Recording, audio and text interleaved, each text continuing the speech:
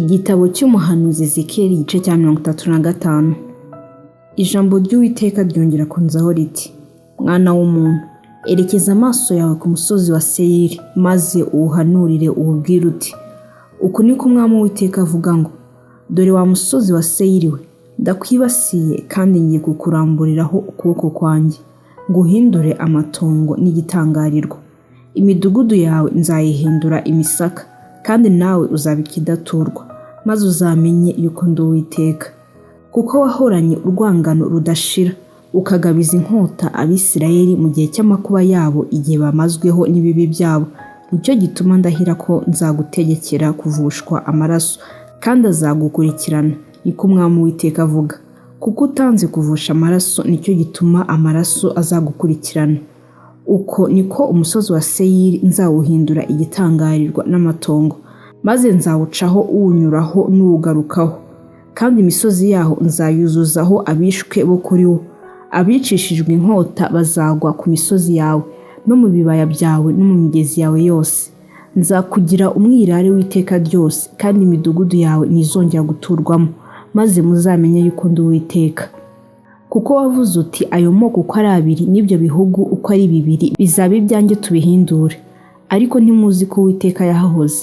Nicyo gitumye nirahirira yuko nzagenza nk'uko uburakari bwanjye buri, nguhoye ishyari wabagiriye ry'urwango wabangaga, kandi nzabimenyesha mu gihe nzabaciraho iteka.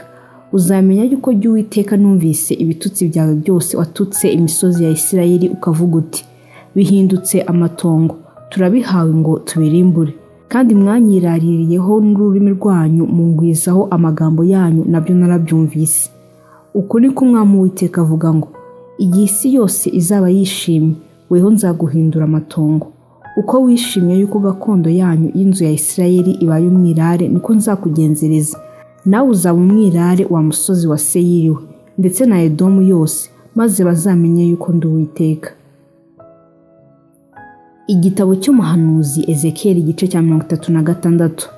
Nuko rero mwana w'umuntu, uhanurire imisozi ya Isirayeli uti: Mwa misozi ya Isirayeli mwe, nimwumve ijambo ry'Uwiteka.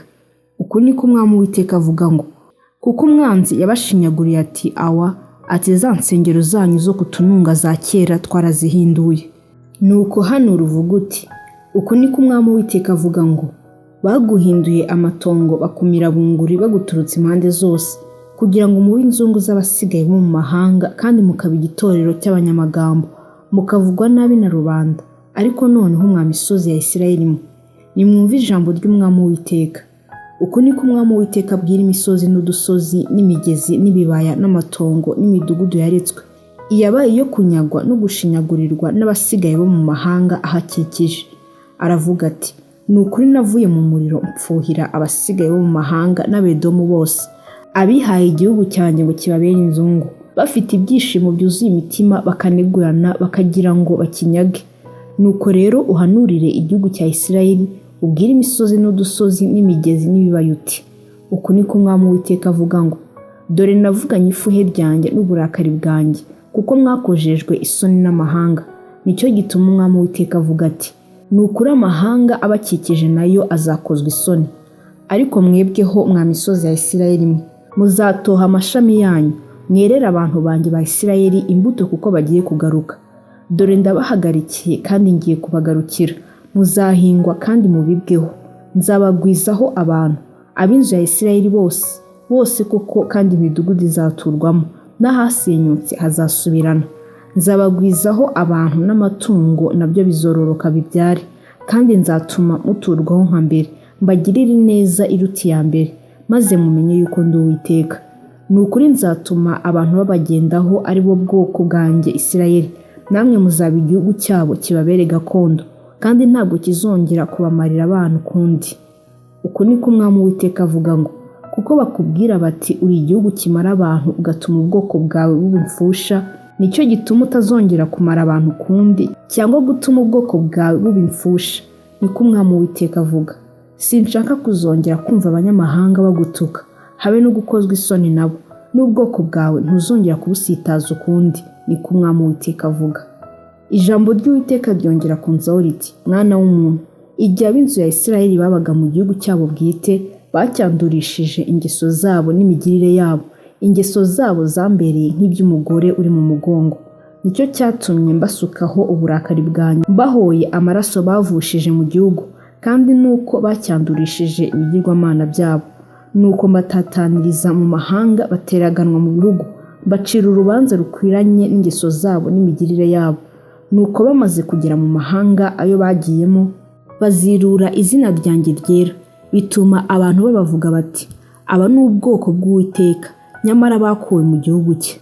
Ariko nagiriye izina ryanjye ryera, ari ryo ab'inzu ya Isirayeli baziruriye mu mahanga ayo bagiyemo. Nuko rero ubwire ab'inzu ya Isirayeli uti, nimwumve uko Umwami Uwiteka avuga ngo, si ku bwanyu nzabikora mwa b'inzu ya Isirayeli mwe, ahubwo ni ku bw'izina ryanjye ryera, iryo mwaziruriye mu mahanga mwagiyemo. Kandi nzubahiriza izina ryanjye rikomeye, iryaziruriwe mu mahanga ari mwe mwariziruye. Maze amahanga azamenye yuko ndi Uwiteka ubwo nziyerekana muri mwe imbere yabo ko ndi uwera, niko Umwami Uwiteka avuga.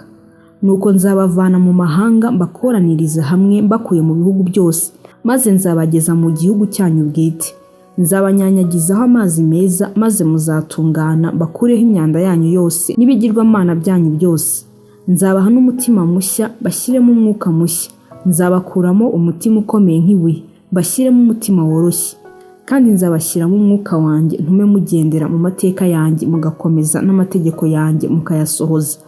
Muzibera mu gihugu nahaye ba sogokuruza, kandi muzaba ubwoko bwanjye, nanjye mbe Imana yanyu. Nzabarokora mbakure mu myanda yanyu yose. Nzameza ingano nzigwize, kandi ne kubateza inzara. Nzagwiza amatunda y'ibiti n'umwero mu murima, kugira ngo igihugu cyanyu kitagawa n'amahanga yuko gihoramo inzara. Nibwo muzibuka ingeso zanyu mbi n'imigirire yanyu idatunganye, kandi n'ibibi byanyu n'ibizira byanyu bizabatera kwihinyura ubwanyu. Umwami Uwiteka aravuga ngo, si ku bwanyu mbigiriye ntyo, mubimenye mukorwe n'isoni, kandi mu mwarwe n'ingeso zanyu mwa b'inzu ya Isirayeli mwe. Uku niko Umwami Uwiteka avuga ngo, umunsi nzabakuraho ibibi byanyu, nzatuma imidugudu iturwamo n'ahasenyutse hasubirana, kandi igihugu cyari umwirare kizahingwa, nubwo cyari kidaturwa imbere y'abahita bose. Maze bazavuga bati, iki gihugu cyahoze ari umwirare cyahindutse nka ya ngobyi yo muri Edeni, kandi imidugudu yari yarasenyutse y'amatongo idatuwemo, noneho yakikijwe n'inkike z'amabuye ituwemo. Maze amahanga yasigaye abakikijeho azamenya yuko jye Uwiteka nubatse ahari harasenyutse, ngatera imbuto ahari hararaye. Ni jye Uwiteka wabivuze, kandi nzabisohoza. Uku niko Umwami Uwiteka avuga ngo, ubundi ab'inzu ya Isirayeli bazongera kunsaba ngo mbibagirire, nzabagwiriza abantu nk'umukumbi. Imidugudu yarasenyutse izuzurwamo n'inteko z'abantu nk'umukumbi w'ibitambo byo gutambirirwa i Yerusalemu mu birori byaho byera, maze bazamenye yuko ndi Uwiteka. Igitabo cy'umuhanuzi Ezekiyeli igice cya 37. Ukuboko k'Uwiteka kwangezeho, ansohora ndi mu mwuka, aramanura angeza mu kibaya cyari cyuzuyemo amagufwa. Anzengurukana aho yayakikije hose, maze mbona ari menshi cyane muri icyo kibaya, kandi yari yarumye rwose. Maze arambaza ati, mwana w'umuntu, mbese aya magufwa yabasha gusubira kubaho? Ndamusubiza nti, Mwami Uwiteka ni wowe ubizi. Arongera arambwira ati, hanurira aya magufwa, maze uyabwire uti, yemwe mwa magufwa yumye mwe, nimwumve ijambo ry'Uwiteka. Uku niko Umwami Uwiteka abwira aya magufwa ngo, dore ngiye kubashyiramo umwuka ngo mubeho. Ngiye kubateraho imitsi, mbakwizeho inyama, kandi mbatwikirize uruhu, bashyiremo umwuka, mubone kubaho, mumenye yuko ndi Uwiteka. Nuko mpanura uko nategetswe. Ngihanura habaho guhinda, mbona isi itigita, amagufwa araterana, igufwa risanga irindi ryaryo. Nuko nitegereje mbona imitsi iyafasheho, maze inyama ziyameraho byoroswa uruhu, ariko nta mwuka wari ubirimo. Maze arambwira ati, hanurira umuyaga, uhanure mwana w'umuntu, maze ubwire umuyaga uti, uku niko Umwami Uwiteka avuga ngo, uturuke mu birere bine wa mwuka we, uhuhe muri iyo mirambo kugira ngo ibeho. Nuko mpanura uko yantegetse, maze umwuka uyinjiramo. Nuko ibaho, ihagarara ku maguru yayo, yiremamo inteko nyinshi cyane. Maze arambwira ati, mwana w'umuntu, ayo magufwa ni ay'ab'inzu ya Isirayeli yose. Dore baravuga bati, amagufwa yacu arumye, kandi ibyiringiro byacu biraheze, twaciwe burundu. Nuko rero hanura ubabwire uti, uku niko Umwami Uwiteka avuga ngo, dore ngiye gukingura ibituro byanyu mbibakuremo mwa bwoko bwanjye mwe, nzabagarura mu gihugu cya Isirayeli. Muzamenya yuko ndi Uwiteka igihe nzaba maze gukingura ibituro byanyu nkabibakuramo mwa bwoko bwanjye mwe, kandi nzabashyiramo umwuka wanjye mubone kubaho. Nzabashyira mu gihugu cyanyu bwite, mumenye yuko ari jye Uwiteka wabivuze kandi bikomeje, niko Uwiteka avuga. Ijambo ry'Uwiteka ryongeye kunzaho riti, nuko mwana w'umuntu, wishakire inkoni maze uyandikeho uti, ni iya Yuda, ni iy'Abisirayeli bagenzi be. Maze ushake indi nkoni uyandikeho uti, ni iya Yosefu, inkoni ya Efurayimu n'iy'inzu y'Abisirayeli bose bagenzi be. Maze uzihambiranyemo inkoni imwe kugira ngo zihinduke imwe mu kuboko kwawe. Maze igihe abantu b'ubwoko bwawe bazagusobanuza bati, mbese ntiwadusobanurira impamvu z'ibyo, uzababwira uti, uku niko Umwami Uwiteka avuga ngo, dore ngiye kwenda inkoni ya Yosefu iri mu kuboko kwa Efurayimu n'imiryango y'Abisirayeli bagenzi be, maze mbashyire hamwe n'inkoni ya Yuda, mbagire inkoni imwe, babe umwe mu kuboko kwanjye. Kandi inkoni wanditseho zizaba ziri mu kuboko kwawe uri imbere yabo. Maze ubabwire uti, uku niko Umwami Uwiteka avuga ngo, dore ngiye kuvana Abisirayeli mu mahanga bagiyemo, mbateraniriza hamwe baturutse impande zose, maze mbazane mu gihugu cyabo bwite. Nzabagira ubwoko bumwe mu gihugu ku misozi ya Isirayeli, kandi umwami umwe niwe uzaba umwami ubategeka bose. Ntabwo bazongera kuba amoko abiri ukundi, kandi ntabwo bazongera gutandukanywa ngo babe ibihugu bibiri ukundi. Ntabwo bazongera kwiyandurisha ibigirwamana byabo cyangwa ibizira byabo cyangwa ibicumuro byabo byose, ahubwo nzabarokorera mu buturo bwabo bwose ubwo bakoreyemo ibyaha, maze mbeze nabo bazaba ubwoko bwanjye, nanjye mbe Imana yabo. Kandi umugaragu wanjye Dawidi azaba umwami wabo, bose bazaba bafite umwungeri umwe. Bazagendera no mu mategeko yanjye, bakomeze amateka yanjye kandi bayakurikize. Bazaba mu gihugu nahaye umugaragu wanjye Yakobo, icyo basogokuruza bahozemo, nicyo bazabamo bo n'abana babo n'abuzukuru babo iteka ryose. Kandi Dawidi umugaragu wanjye azaba umwami wabo iteka ryose. Maze kandi nzasezerana nabo isezerano ry'amahoro ribabera isezerano ry'iteka ryose, kandi nzabatuza mbagwize. Ubuturo bwanjye bwera nzabushyira hagati yabo buhabe iteka ryose. Ihema ryanjye niryo rizaba hamwe nabo, kandi nzaba Imana yabo nabo baba ubwoko bwanjye.